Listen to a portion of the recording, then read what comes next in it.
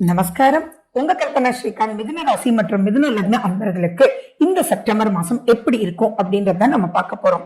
இதுல ஒரே ஒரு வார்த்தையில உங்களுக்கு சொல்றேங்க, பொறுமை மட்டும் கடைப்பிடிங்க.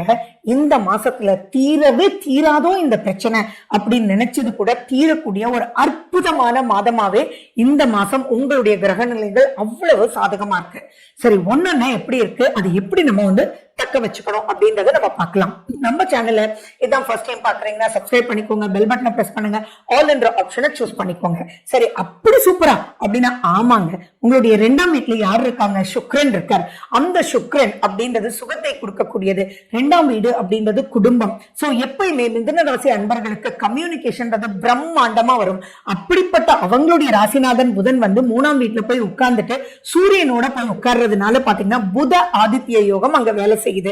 அப்படி இருக்கும்போது அங்க கேது இருக்கே அப்படின்னாலும் கவலையே பட வேண்டாம். ஏன்னா சூரியன் அங்க ஆட்சி பெற்று அவர் தான் அங்க ஒர்க் பண்ணக்கூடிய ஒரு சக்கரவர்த்தியா அங்க உட்கார்ந்துட்டு இருக்காரு. சோ அதனால இப்ப பெரிய மனிதர்களுடைய சந்திப்பு, உங்களுக்கு தேவையான, உங்களுக்கு நன்மை வழி காமிக்கக்கூடிய உண்மையான மனிதர்களுடைய சந்திப்பு கிடைக்கக்கூடிய ஒரு அற்புதமான ஒரு காலகட்டம்.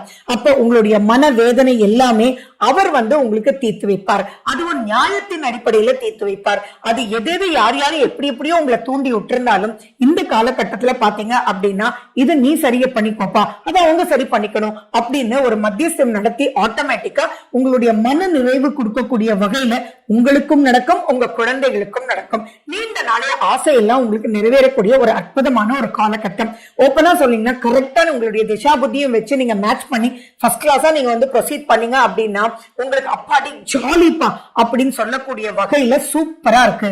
இப்போ இந்த இடத்துல 14ஆம் தேதிக்கு அப்புறம் பாத்தீங்கன்னா உங்களுக்கு சுக்கிரன் கேதுவோட சேர்ந்துடுவார். 16ஆம் தேதி 3ஆம்